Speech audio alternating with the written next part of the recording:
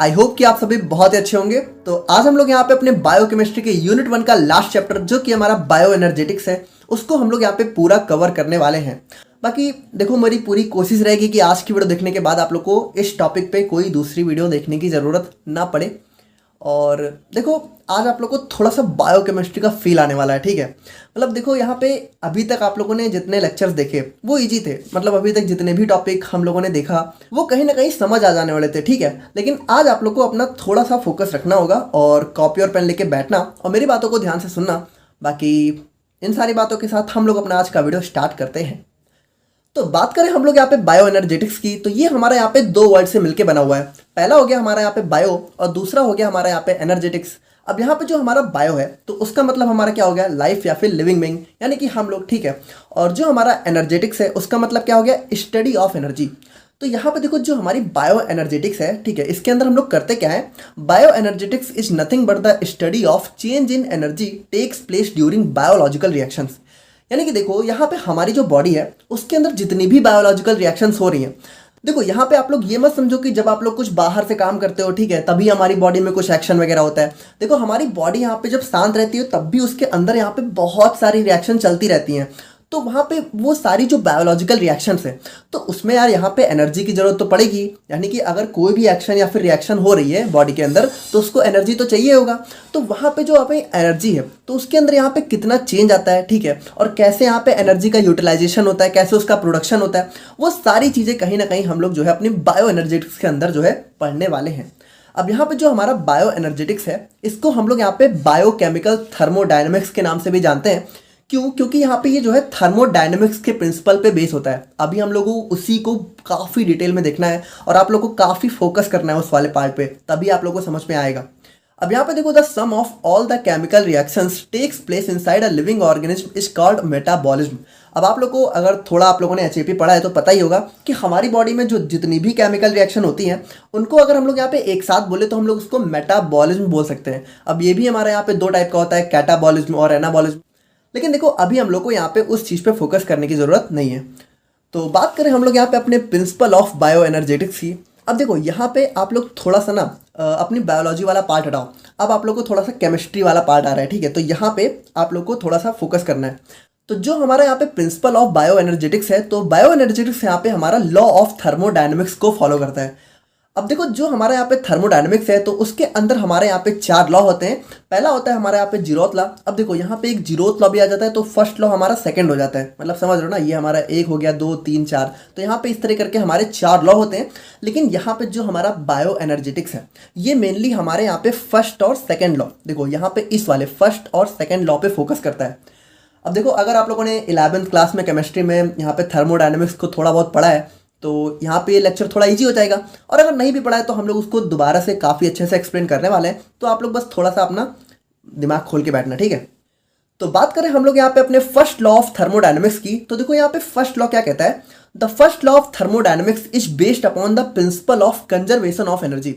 According to this, energy can neither be created nor be destroyed but it can only be transform from one form to another. अब देखो, बचपन से ही आप लोग सुनते हुए आ रहे हो कि जो एनर्जी होती है उसको ना तो यहाँ पे प्रोड्यूस किया जा सकता है ना तो उसको ख़त्म किया जा सकता है, उसको केवल यहाँ पे एक फॉर्म से दूसरे फॉर्म में कन्वर्ट किया जा सकता है। अब देखो, इस चीज़ को ना आप लोग बिल्कुल फील लेके समझना। देखो, हमारी बॉडी में एनर्जी का सबसे मेजर सोर्स क्या होता है, एटीपी होता है। अब आप मुझे एक बात बताओ कि एटीपी यहाँ पे हमारी बॉडी में कैसे प्रोड्यूस होती है। आप लोगों को क्या लगता है, जो हमारा एटीपी है जो कि हमारी बॉडी में मेजर एनर्जी का फॉर्म है वो हमारी बॉडी में अपने आप प्रोड्यूस हो रहा है? देखो, अपने आप नहीं हो रहा है। यहाँ पे देखो क्या होता है, देखो यहाँ पे इस पूरे यूनिवर्स में जो एनर्जी का सबसे मेजर सोर्स होता है वो होता है हमारा यहाँ पे सोलर एनर्जी, ठीक है। यानी कि यहाँ पे जो हमारा पूरा वर्ल्ड होता है उसमें जो सबसे मेन सोर्स ऑफ एनर्जी होता है वो हमारा सोलर एनर्जी होता है। तो यहाँ पे होता क्या है, देखो ये जो हमारे पेड़ पौधे होते हैं ये क्या करते हैं, ये सन एनर्जी को यहाँ पे यूटिलाइज करते हैं और फोटोसिंथेसिस की प्रोसेस के द्वारा यहाँ पे क्या करते हैं, ग्लूकोज का फॉर्मेशन करते हैं। अब ग्लूकोज हमारे यहाँ पे जो भी हमारे फल होते हैं, ठीक है, और सब्जियां होती हैं उनके फॉर्म में होता है। अब हम लोग क्या करते हैं, देखो हम लोग यहाँ पे अपने मतलब जो भी फूड होता है उसको खाते हैं। अब फूड के अंदर मेनली हमारा यहाँ पे ग्लूकोज ही होता है। तो जो हमारा ह्यूमन बॉडी होती है, ठीक है, उनके अंदर यहाँ पे जो सेलुलर रेस्पिरेशन की प्रोसेस होती है, तो उसके थ्रू क्या होता है कि ग्लूकोज से हमारा यहाँ पे एटीपी का फॉर्मेशन होता है। तो यहाँ पे अगर आप लोग देखो तो यहाँ पे एटीपी अपने आप नहीं आई। देखो यहाँ पे क्या हुआ, जो हमारी सोलर एनर्जी है वो पहले यहाँ पे ग्लूकोज के फॉर्म में कन्वर्ट हुई, फिर ग्लूकोज हमारा यहाँ पे एटीपी के फॉर्म में कन्वर्ट हुआ। यानी कि कुल मिला के यहाँ पे देखो एनर्जी का कन्वर्जन ही हो रहा है, यहाँ पे एनर्जी अपने आप प्रोड्यूस नहीं हो रही है। और वही चीज हमारा यहाँ पे फर्स्ट लॉ ऑफ थर्मोडायनेमिक्स कहता है।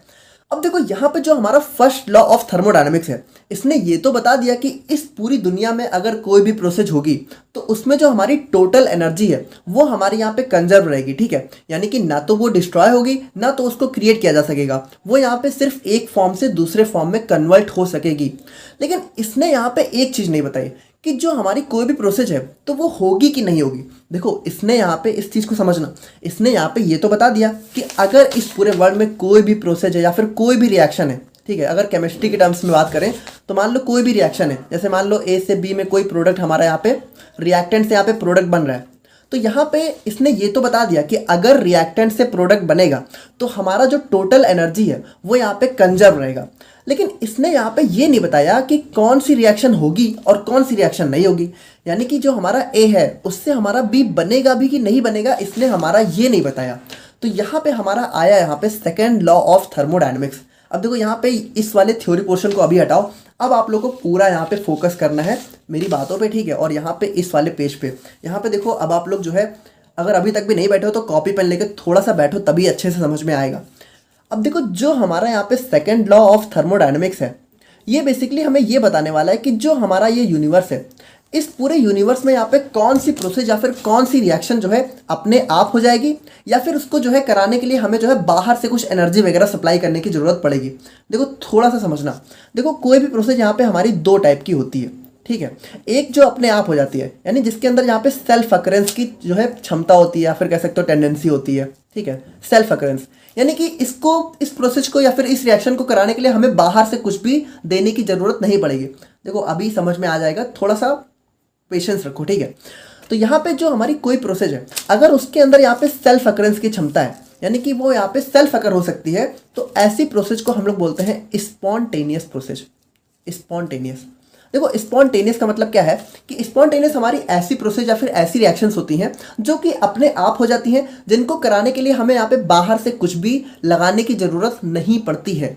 और एक टाइप की प्रोसेस हमारी ऐसी होती है जिसके अंदर यहाँ पे सेल्फ अकर की क्षमता नहीं होती है, यानी कि ये यहाँ पे जो है अपने आप नहीं होती है, यानी कि इनके अंदर जो है नो टेंडेंसी होती है टू सेल्फ अकर, यानी कि ये जो है अपने आप नहीं हो सकती हैं। अगर इनको हमें कराना है तो हमें यहाँ पे बाहर से कुछ एनर्जी वगैरह सप्लाई करने की ज़रूरत पड़ती है।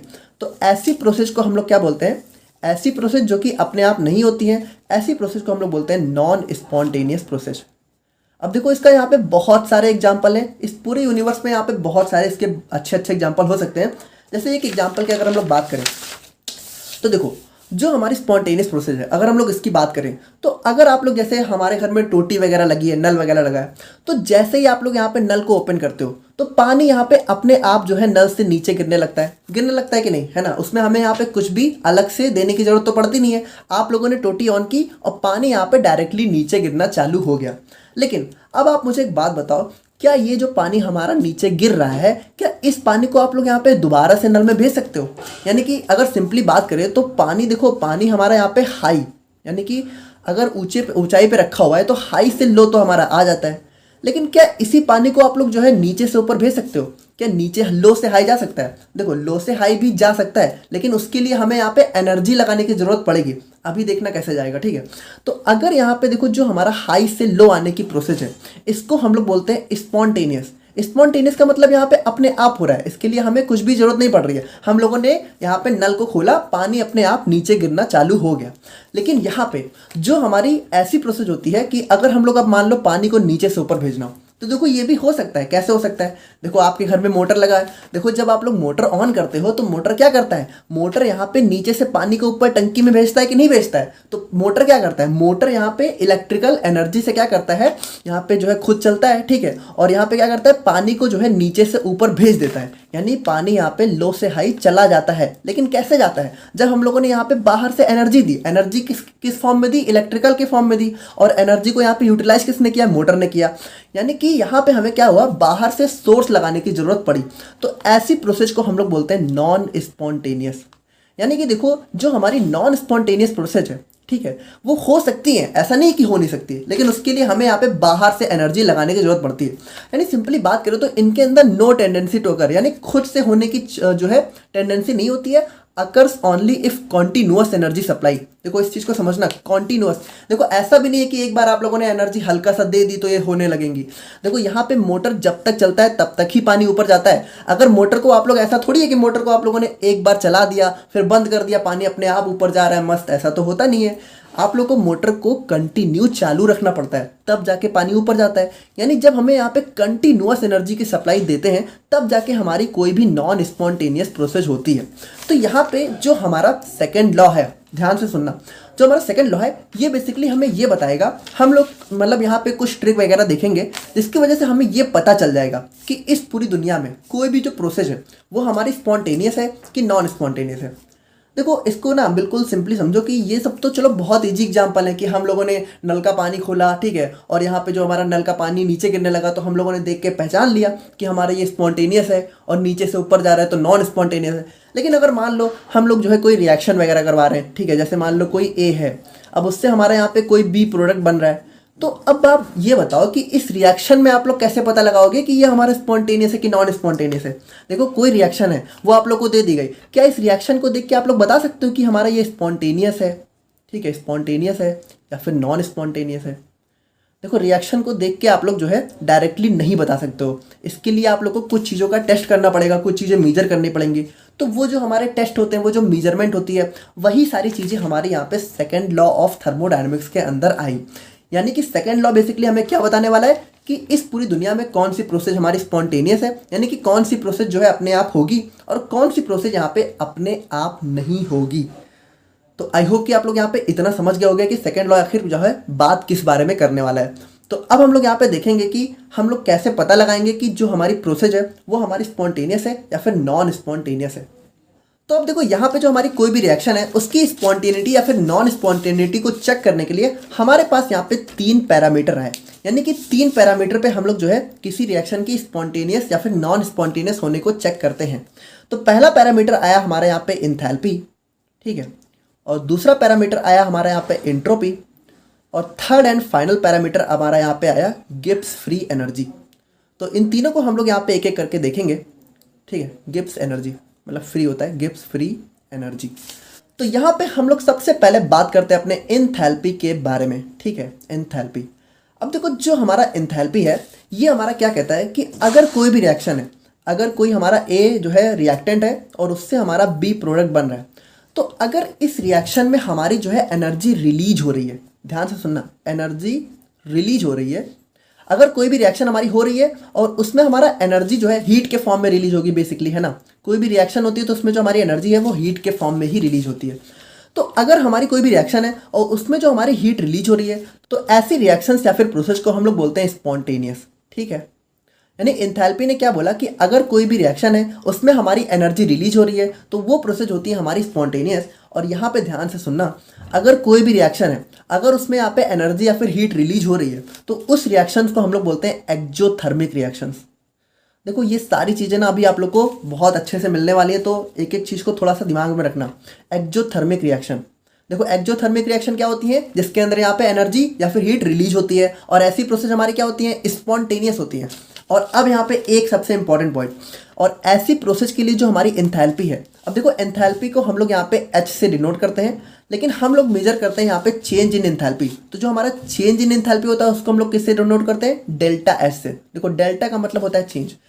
तो ऐसी रिएक्शन जहाँ पे एनर्जी रिलीज होती है, ठीक है, और जिसको हम लोग बोलते हैं एक्जोथर्मिक रिएक्शन जो कि स्पॉन्टेनियस होती है, उसके लिए हमारे यहाँ पे डेल्टा एच की वैल्यू क्या होती है, निगेटिव। निगेटिव, देखो निगेटिव का मतलब क्या है कि यहाँ पे एनर्जी का लॉस हुआ। देखो यहाँ पे ए से बी बनने में क्या हुआ, एनर्जी रिलीज हुई, यानी एनर्जी का लॉस हो गया। तो लॉस हो गया इसका मतलब यहाँ पे डेल्टा एच यहाँ पे निगेटिव हो गया।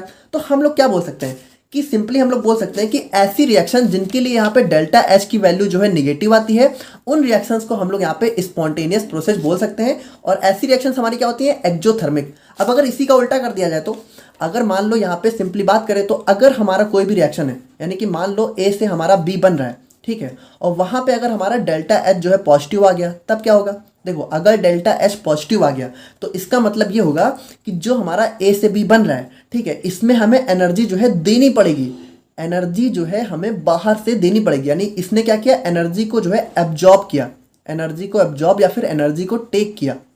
तो ऐसी रिएक्शंस को हम लोग क्या बोलते हैं, ऐसी रिएक्शंस को हम लोग बोलते हैं एंडोथर्मिक। देखो थोड़ा सा हो सकता है आप लोग के लिए नया हो, बट अगर समझ गए ना तो आगे प्रॉब्लम नहीं होगी।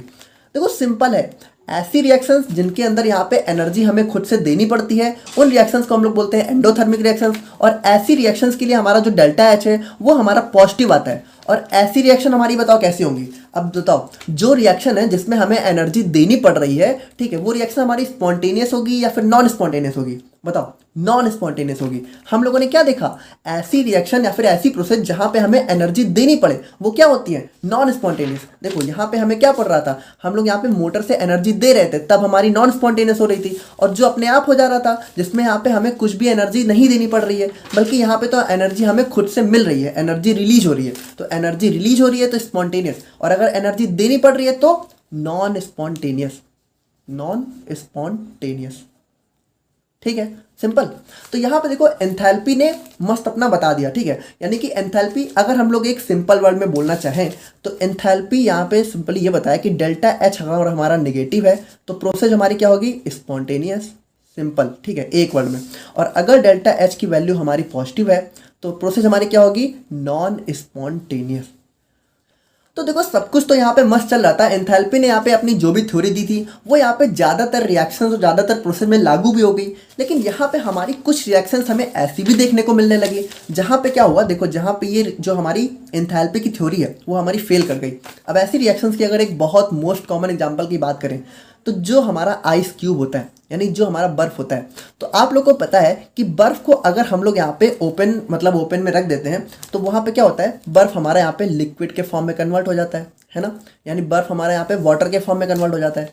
अब आप लोग यहाँ पे मुझे एक बात बताओ कि जो हमारा आइस है, अब देखो यहाँ पे आइस को वाटर में कन्वर्ट होने के लिए क्या हमें कुछ बाहर से करना पड़ता है, नहीं करना पड़ता है, यानी कि ये एक टाइप की स्पॉन्टेनियस प्रोसेस है ना, स्पॉन्टेनियस प्रोसेस है, यानी कि ये देखो अपने आप हो जाता है, हमें बाहर से कुछ भी नहीं करना पड़ता है।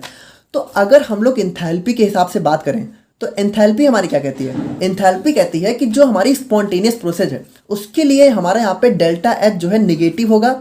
यानी सिंपली बात करें तो हमारी जो एनर्जी है वो यहाँ पे रिलीज होगी, या फिर कह सकते हो हीट। देखो एनर्जी हीट, देखो इन चीज़ों में कंफ्यूज मत होना। बेसिकली जो हमारी केमिस्ट्री है उसमें हमारा एनर्जी का मेजर फॉर्म हमारा हीट होता है, तो इसीलिए यहाँ पे इन दोनों वर्डों में आप लोग कंफ्यूज मत होना। देखो दोनों अलग है डेफिनेटली, बट यहाँ पे हम लोग जो है एक ही में बात करेंगे। तो यहाँ पे हमारी कोई भी प्रोसेस है अगर वो हमारी स्पॉन्टेनियस है अकॉर्डिंग टू एंथैल्पी, तो उसमें हमारी हीट यहाँ पे रिलीज होगी। लेकिन यहाँ पे अगर आप लोग ध्यान से देखो तो आइस को जब लिक्विड में कन्वर्ट होना है तो वहाँ पे क्या होता है, देखो आइस यहाँ पे सराउंडिंग से हीट को एब्जॉर्ब करता है, रिलीज नहीं करता है।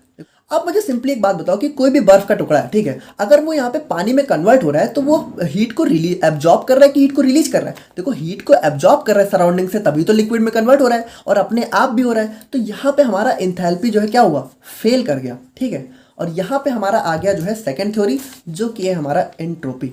देखो हमारा यहाँ पे तीन जो है थ्योरी आई, ठीक है, पहली आई हमारी एंथैल्पी, ठीक है, तो वो यहाँ पे कुछ कुछ जगह फेल कर गए। फिर दूसरा आया हमारे यहाँ पे एंट्रोपी। अब एंट्रोपी को भी हम लोग देखेंगे जो कि ज़्यादातर यहाँ पे सही साबित हुई, बट एक दो जगह हमारा ये भी फेल हो गया। और एट लास्ट में आया हमारा यहाँ पे गिब्स फ्री एनर्जी, ठीक है।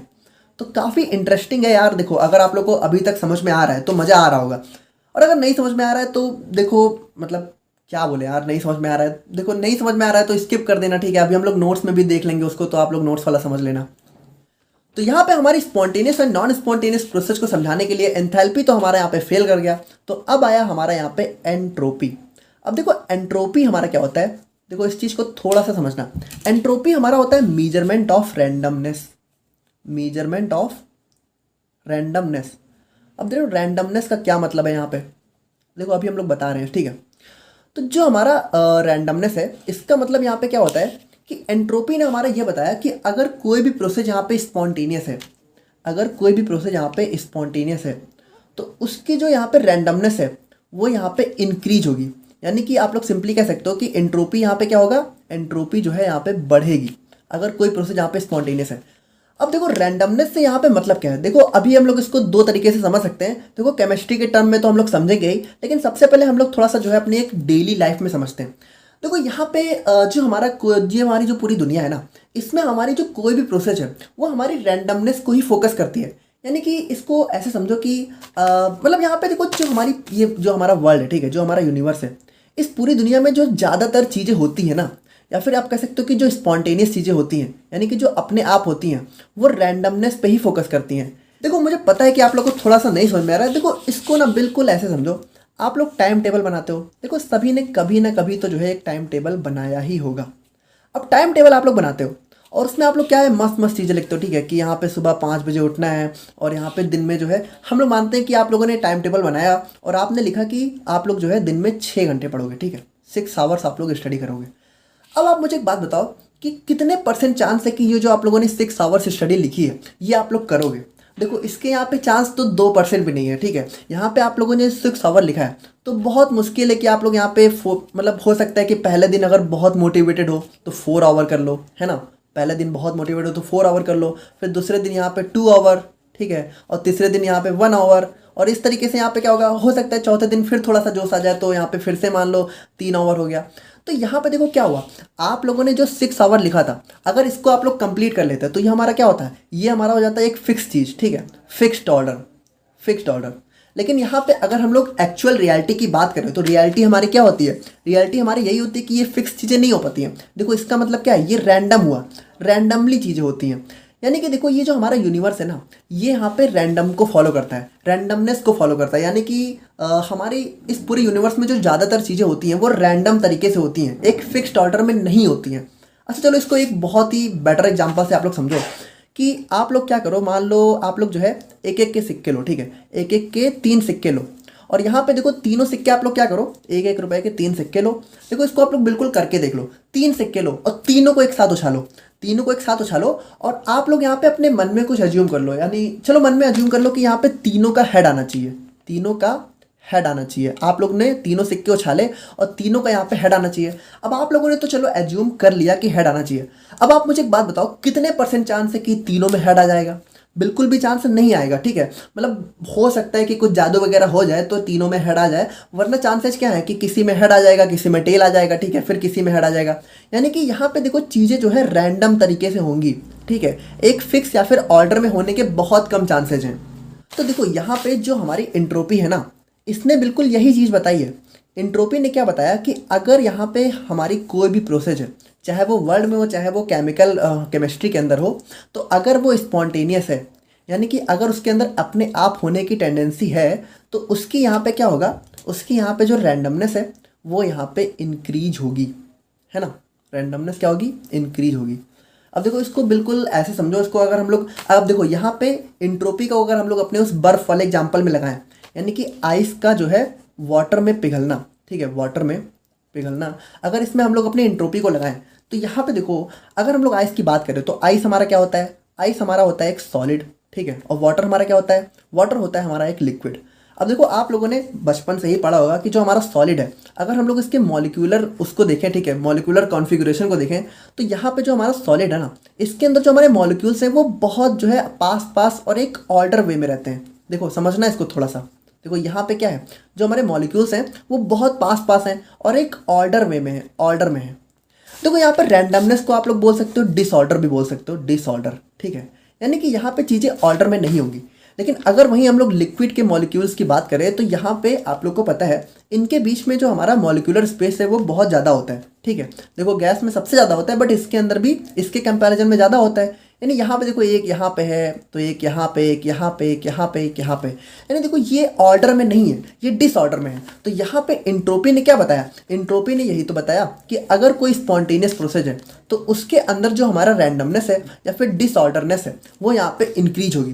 तो यहाँ पे इस वाले सॉलिड से लिक्विड यानी कि बर्फ़ का पानी में पिघलना, अगर हम लोग इस वाले एग्जाम्पल को देखें तो यहाँ पे जो हमारा एंट्रोपी है इसने यहाँ पे काम कर दिया। तो एंट्रोपी को अगर हम लोग यहाँ पे अब एक वर्ड में डिफाइन करना चाहें एंट्रोपी को, तो एंट्रोपी यहाँ पे क्या है कि एंट्रोपी अगर इंक्रीज होगी तो हमारी प्रोसेस जो है स्पॉन्टेनियस होगी। और इंक्रीज होने का यहाँ पे क्या मतलब है, यानी एंट्रोपी यहाँ पे पॉजिटिव होगी। तो एंट्रोपी अगर पॉजिटिव है तो प्रोसेस हमारी क्या है, स्पॉन्टेनियस है, ठीक है। और अगर इसी का उल्टा कर दे तो एंट्रोपी अगर हमारी नेगेटिव है तो क्या हो जाएगा, प्रोसेस हमारी हो जाएगी नॉन स्पॉन्टेनियस, ठीक है, नॉन स्पॉन्टेनियस। तो अब यहाँ पे चलो एंथैल्पी तो चलो हमारी फेल हो गई थी, तो एंट्रोपी तो हमारी पास हो गई। तो एंट्रोपी में कहाँ दिक्कत आई, देखो एंट्रोपी में यहाँ पे कहाँ पे दिक्कत आई, ऐसे हमारी बहुत सारी गैसेस देखी गई, ठीक है, ऐसी हमारी बहुत सारी गैसेस देखी गई जो कि क्या होता है कि नॉर्मल जो है अपने आप जो है लिक्विड में कन्वर्ट हो जाती हैं। यानी कि ऐसी बहुत सारी गैसेज होती है जिनका यहाँ पे लिक्विफिकेशन हो जाता है। तो अगर इस प्रोसेस को हम लोग देखें तो ये भी हमारी एक स्पॉन्टेनियस प्रोसेस है, ठीक है।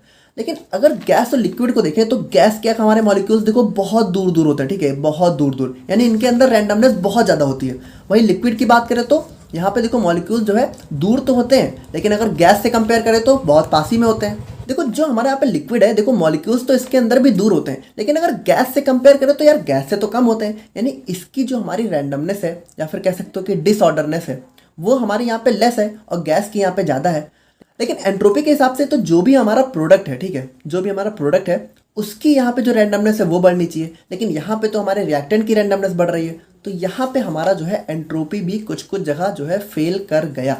तो यहाँ पे अभी तक देखो हम लोगों ने क्या देखा, हमारा जो एंथैल्पी है, ठीक है, एंथैल्पी ने हमारा क्या बताया, अब इस चीज़ को थोड़ा सा हम लोग रिवाइज कर लेते हैं। एंथैल्पी ने बताया कि अगर हमारा डेल्टा एच निगेटिव है, ठीक है, निगेटिव है, तो हमारा प्रोसेस जो है स्पॉन्टेनियस होगा, है ना, स्पॉन्टेनियस। और एंट्रोपी ने क्या बताया, एंट्रोपी ने कि अगर हमारा डेल्टा एच, अच्छा हाँ, यहाँ पे एंट्रोपी को हम लोग डिनोट करते हैं डेल्टा एस से, ठीक है, डेल्टा एस मतलब चेंज इन एंट्रोपी। देखो यहाँ पे एंथैल्पी को हम लोग डिनोट करते हैं एच से, ठीक है, एंथैल्पी को एंट्रोपी को करते हैं एस से, लेकिन ये दोनों हमारे किसी काम के नहीं है। हम लोग बेसिकली यहाँ पे चेंज को ही मेजर करते हैं। तो यहाँ पे जो हमारा डेल्टा एस है, एंट्रोपी ने बताया कि अगर एंट्रोपी जो है पॉजिटिव है, यानी अगर रैंडमनेस बढ़ रही है तो हमारी प्रोसेस जो है स्पॉन्टेनियस होंगी। तो हम लोगों ने देखा कि एंथैल्पी हमारी नेगेटिव है तो स्पॉन्टेनियस है, एंट्रोपी अगर हमारी पॉजिटिव है तो स्पॉन्टेनियस है, और ये दोनों ही जो है कहीं कहीं जो है फेल कर गई। तो फाइनली अब हमारी एंट्री होने वाली है गिब्स फ्री एनर्जी की। तो अभी तक हम लोगों ने देखा कि कोई भी जो हमारी प्रोसेस है या फिर कोई भी जो हमारी रिएक्शन है, ठीक है, तो उसकी यहाँ पे स्पॉन्टेनिटी और नॉन स्पॉन्टेनिटी को समझाने के लिए हम लोगों ने यहाँ पे दो पैरामीटर्स को चेक कर लिया। पहला था हमारा यहाँ पे एंथैल्पी, ठीक है, और दूसरा था हमारा यहाँ पे एंट्रोपी। लेकिन दोनों ही यहाँ पे कहीं ना कहीं जो है फेल कर गए।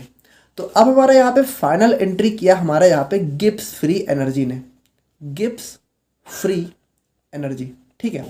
अब देखो यहाँ पे इसका नाम गिब्स फ्री एनर्जी क्यों है, क्योंकि यहाँ पे ये गिब्स नाम के एक साइंटिस्ट के द्वारा दी गई थी, ठीक है। अच्छा यहाँ पे आप लोग एक चीज़ देखना कि जो हमारी एंथैल्पी थी इसने हमारा क्या बताया कि एंथैल्पी अगर हमारी नेगेटिव है, ठीक है, यानी डेल्टा एच हमारा यहाँ पे नेगेटिव है, ठीक है, तो हमारी प्रोसेस जो है स्पॉन्टेनियस होगी। और एंट्रोपी ने क्या बताया कि अगर डेल्टा एस, देखो एंट्रोपी को हम लोग डिनोट करते हैं डेल्टा एस से, और अगर डेल्टा एस हमारा पॉजिटिव है तो हमारी प्रोसेस क्या होगी, स्पॉन्टेनियस होगी। यानी दोनों ने यहाँ पे अपने अपने तरीके से बताया और दोनों यहाँ पे थोड़ी थोड़ी सी जगह फेल हो गए। लेकिन अगर क्या हो कि अगर इन दोनों को ही हम लोग कंबाइन कर दें, यानी कि अगर मान लो कोई प्रोसेस है, देखो ध्यान से समझना, अगर कोई प्रोसेस है, मान लो उसके लिए हमारा डेल्टा एच भी नेगेटिव आ रहा है और डेल्टा एस उसका पॉजिटिव आ रहा है, तो अगर दोनों ही पैरामीटर किसी एक प्रोसेस पे फॉलो हो जाए तो वो प्रोसेस तो हमारी डेफिनेटली स्पॉन्टेनियस हो जाएगी। देखो दोनों ही यहाँ पे क्या कर रहे थे, दोनों एक दूसरे का विरोध कर रहे थे। जहाँ पे हमारा एंट्रोपी हो रहा था वहाँ पे हमारा एंथैल्पी नहीं काम कर रहा था, और जहाँ पे हमारा एंथैल्पी काम कर रहा था वहाँ पे हमारा एंट्रोपी फेल कर जा रहा था। लेकिन अगर ये दोनों मिलके किसी एक प्रोसेस या फिर रिएक्शन के लिए काम कर जाए, यानी अगर हम लोग किसी रिएक्शन को मेजर करें और उसका एंथैल्पी भी हमारा निगेटिव आ जाए और एंट्रोपी भी हमारा पॉजिटिव आ जाए, यानी दोनों ही सही हो जाए, तो वो प्रोसेस तो हमारी पक्की तरीके से स्पॉन्टेनियस हो जाएगी। तो गिब्स फ्री एनर्जी ने क्या किया, गिब्स फ्री एनर्जी ने यहाँ पे इन्हीं दोनों को मिक्स करने का काम किया, ठीक है। तो यहाँ पे जो हमारी गिब्स फ्री एनर्जी है इसको हम लोग सबसे पहले डिनोट करते हैं जी से। तो यहाँ पे इसका फॉर्मूला हमारा निकल के आया G = H - TS, ठीक है, जो कि यहाँ पे H हमारा क्या हो गया, H हमारा हो गया यहाँ पे इंथैल्पी, H हमारा हो गया हमारे यहाँ पे इंथैल्पी, और S हमारा यहाँ पे क्या हो गया, एंट्रोपी। ओके, S हमारा एंट्रोपी, और T हमारा क्या है, T हमारा हो गया हमारे यहाँ पे टेम्परेचर, यानी कोई भी जो हमारी रिएक्शन है या फिर जो प्रोसेस है उसके दौरान जो भी टेम्परेचर रहता है वो हमारा हो गया T। लेकिन जैसा कि हम लोग को पता है कि ये जो G, H और S है ये हमारे किसी भी काम के नहीं है। हमारे काम की क्या चीज़ें हैं, हमारा काम का है डेल्टा। तो यहाँ पे हम लोग क्या करेंगे, इन सबका जो है चेंज मेजर करेंगे। तो जो हमारा यहाँ पे फाइनल फॉर्मूला निकल के आया डेल्टा H, तो डेल्टा H हमारा निकल के आया इज इक्वल टू, और टोटल के आगे हम लोग डेल्टा लगा देंगे अगर, ठीक है, टोटल के आगे तो यहाँ पे हो जाएगा हमारा delta H minus delta T into delta S। तो यहाँ पे देखो ये हमारी गिब्स फ्री एनर्जी की जो है इक्वेशन निकल के आई। अब यहाँ पे भी अगर एक चीज़ हम लोग देखें कि मान लो अगर कोई रिएक्शन हमारी हो रही है, तो जब तक वो रिएक्शन हो रही है उस दौरान जो हमारा टेम्परेचर है वो नॉर्मली जो है कांस्टेंट ही रहेगा। यानी कि अगर मान लो कोई रिएक्शन है और अगर वो मान लो हो रही है तो उस दौरान बार बार हम लोग टेम्परेचर तो चेंज करेंगे नहीं, तो टेम्परेचर तो हमारा कांस्टेंट हो जाएगा। तो अगर हम लोग बात करें कांस्टेंट टेम्परेचर पे, तो हमारी जो फाइनल इक्वेशन निकल के आती है, देखो ये है हमारी फाइनल इक्वेशन, फाइनल, ठीक है, delta G is equal to delta H minus T। देखो क्योंकि T हमारा कांस्टेंट है तो यहाँ पे हमारा डेल्टा हट गया, T डेल्टा S। तो ये हमारी निकल के आई हमारी गिब्स फ्री एनर्जी की फाइनल इक्वेशन। तो यहाँ पे जो हमारी गिब्स फ्री एनर्जी है डेल्टा G है, इसने क्या बताया कि अगर जो हमारा कोई भी रिएक्शन है, अगर हम लोग उसके डेल्टा G को मेजर करें, जिसको हम लोग मेजर करेंगे इस फॉर्मूले के थ्रू, अगर डेल्टा G हमारा आ रहा है नेगेटिव, देखो बिल्कुल यहाँ पे अपने कान और दिमाग को खोल लो, अगर डेल्टा G हमारा नेगेटिव आ रहा है तो हमारी प्रोसेस जो है डेफिनेटली स्पॉन्टेनियस होगी। यहाँ पे इस यूनिवर्स में कोई भी प्रोसेस हो, कोई भी रिएक्शन हो, अगर उसका डेल्टा G नेगेटिव आ रहा है तो वो प्रोसेस हमारी कैसी होगी, स्पॉन्टेनियस। और अगर डेल्टा G हमारा यहाँ पे पॉजिटिव आ रहा है तो हमारी प्रोसेस क्या होगी, नॉन स्पॉन्टेनियस। अब यहाँ पे देखो, यहाँ पे क्या होगा, अगर हमारा कोई भी प्रोसेस स्पॉन्टेनियस है तो उसका डेल्टा H हमारा क्या होना चाहिए, देखो अगर नॉर्मली बात करें तो डेल्टा H हमारा क्या होना चाहिए, नेगेटिव, और डेल्टा S हमारा पॉजिटिव। तो देखो यहाँ पे जो हमारा डेल्टा G है वो काम तभी करेगा जब ये हमारा क्या होगा, नेगेटिव होगा और ये हमारा पॉजिटिव होगा। देखो अगर हम लोग मान लो कोई भी एक रैंडम सी वैल्यू लें, मान लो डेल्टा H की वैल्यू हम लोग मान लेते हैं, डेल्टा H की वैल्यू हम लोग मान लेते हैं -7, क्योंकि हमारा नेगेटिव है, कोई भी हमारी प्रोसेस है अगर उसका डेल्टा H हमारा मान लेते हैं -7 है डेल्टा H, है ना, और हमारा जो डेल्टा S है ये हमारा पॉजिटिव होना चाहिए, तो इसको हम लोग मान लेते हैं, कितना मान लेते हैं, चलो हम लोग मान लेते हैं इसको 5 मान लेते हैं। देखो एक रैंडम नंबर हम लोग ले रहे हैं, और टेम्परेचर हम लोग मान लेते हैं कि हम लोगों ने कुछ टेम्परेचर मेंटेन किया है, मान लेते हैं चलो 25 डिग्री हम लोगों ने मेंटेन किया है, ठीक है, 25 डिग्री। अब टेम्परेचर तो हमारा पॉजिटिव नेगेटिव होगा नहीं, तो यहाँ पे जो हमारा डेल्टा G है अगर हम लोग इसको जो है कैलकुलेट करना चाहें तो डेल्टा G, देखो अगर हम लोग इस वाले फॉर्मूले से कैलकुलेट करें तो क्या आएगा, delta G is equal to delta H। तो डेल्टा H हमारा कितना है, -7, है ना, और उसके बाद यहाँ पे देखो माइनस का साइन है, और T डेल्टा S, तो T हमारा कितना है 25, और डेल्टा S कितना है 25 इंटू 5। अब इसको अगर हम लोग टोटल करें तो -7 माइनस 25 इंटू 5 कितना हो जाएगा, -125। अगर माइनस माइनस को हम लोग क्या करें तो माइनस माइनस प्लस होगा, लेकिन साइन हमारा किसका आएगा, माइनस का, तो ये हमारा कितना हो जाएगा, इज इक्वल टू टोटल -132। यानी देखो यहाँ पे क्या हुआ, डेल्टा G की ओवरऑल वैल्यू क्या आई, हमारी नेगेटिव आई। तो यहाँ पे देखो इस चीज़ ने यही तो बताया कि डेल्टा G क्या है, डेल्टा G अगर नेगेटिव है तो प्रोसेस हमारी स्पॉन्टेनियस है, और अगर डेल्टा G नेगेटिव है तो अपने आप ही जो हमारा डेल्टा H है वो हमारा नेगेटिव हो जाएगा, और डेल्टा S हमारा क्या हो जाएगा, पॉजिटिव हो जाएगा। देखो यहाँ पे आप लोगों को थोड़ा सा अपना दिमाग को एक्टिवेट रखना है। यहाँ पे हर चीज़ें ना बिल्कुल ऐसा नहीं है कि आप लोग देख के समझ जाओगे, थोड़ा सा दिमाग लगाओगे तब समझ में आएंगी। देखो बिल्कुल सिंपल है, कुछ है नहीं। यहाँ पे डेल्टा G ने क्या किया, डेल्टा G ने यहाँ पे इन दोनों को ही कंबाइन करने का काम किया, एंथैल्पी और एंट्रोपी को। अब एंथैल्पी हमारी क्या कहती है कि नेगेटिव होगी तो स्पॉन्टेनियस, और एंट्रोपी हमारी क्या कहती है पॉजिटिव होगी तो स्पॉन्टेनियस। तो यहाँ पे इन दोनों को कंबाइन करके हमारा डेल्टा G यानी कि गिब्स फ्री एनर्जी बन गया। और गिब्स फ्री एनर्जी हमारा क्या होगा, ओवरऑल यहाँ पे इनकी वैल्यू जो है अगर नेगेटिव आ रही है तो प्रोसेस हमारी होगी स्पॉन्टेनियस, और अगर पॉजिटिव आ रही है तो प्रोसेस होगी हमारी नॉन स्पॉन्टेनियस। आई होप कि आप लोग यहाँ पे समझ गए होंगे। तो मिलते हैं हम लोग यहाँ पे नेक्स्ट वीडियो में। Thank you so much.